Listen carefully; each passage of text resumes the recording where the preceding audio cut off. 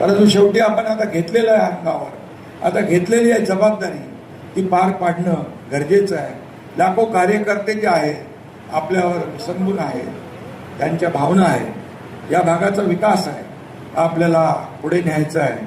आणि दादांनी जे काय जे योजलं होतं, अजितदादांचं आपण पाहिलं की सकाळी लवकर उठून ते कामाला सुरुवात करायची. मी उशिरापर्यंत पहाटेपर्यंत काम करायचो, देवेंद्रजी करायचे, असे तिघही आम्ही या ठिकाणी काम करत होतो.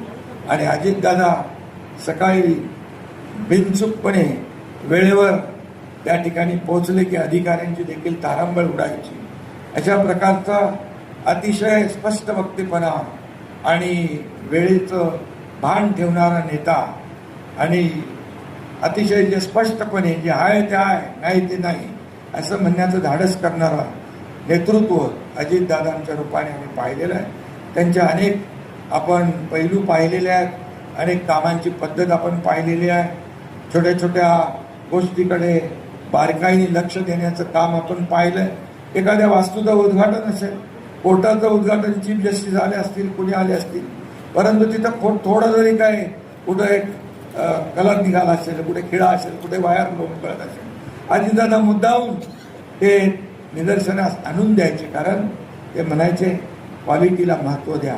आपण पैसे खर्च करतोय तो लोकांच्या सदुपयोगी उपयोगात आला पाहिजे, लोकांच्या कामी आला पाहिजे.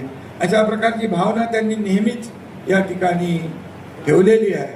आणि म्हणून अजितदादांनी जे जवळपास किती 11 अर्थसंकल्प मांडण्याचा त्यांनी जी काही जबाबदारी पार पाडली, महाराष्ट्राला पुढे नेण्याची, महाराष्ट्राची जी प्रगती झाली त्याच्यामध्ये अजितदादांचा देखील सिंहाचा वाटा आहे.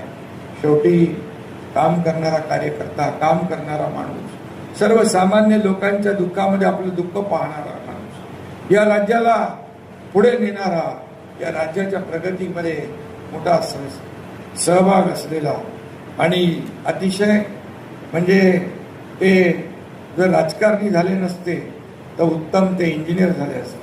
कारण एवढं बारीक लक्ष त्यांचं प्रत्येक गोष्टीवर, प्रत्येक याच्यावर असायचं आणि अगदी सडेतोडपणे आपले मुद्दे मांडून मोकळे व्हायचे. आणि म्हणूनच त्यांचा स्पष्ट वक्तेपणा आज सगळ्या महाराष्ट्राला भावलेला आहे. आणि म्हणून दादा हे नाव सगळ्यांच्या तोंडी आजही आहे. आणि म्हणून मी या ठिकाणी त्यांच्या कामाची पोचपावती आपल्याला मिळाल्याशिवाय राहणार नाही. या निवडणुकीमध्ये मगाशी मी म्हणालो आणि सुनेत्रा बहिणी देखील या ठिकाणी आपण दुःख सहन करून ही सगळी जबाबदारी आपण अंगावर घेतलेली आहे आणि आपण समर्थपणे ते पेलताय.